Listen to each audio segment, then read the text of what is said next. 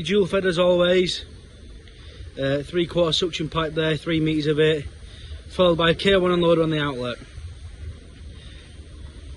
This machine is obviously a diesel machine, a van mount or however you want it to be mounted.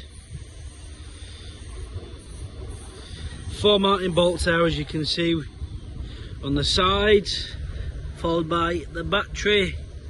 Obviously it's electric start.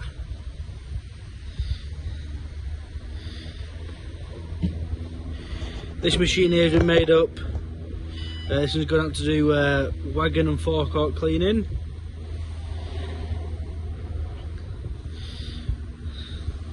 As you can see, a custom made bell house in there, so that we can use these engines. Engine itself is capable of doing 3,600 RPMs, but obviously we've not got an adjuster on there, we've hard fixed it to having it 3,000 RPMs all day, every day. What a beautiful setup. And that is just a cold machine. Thank you.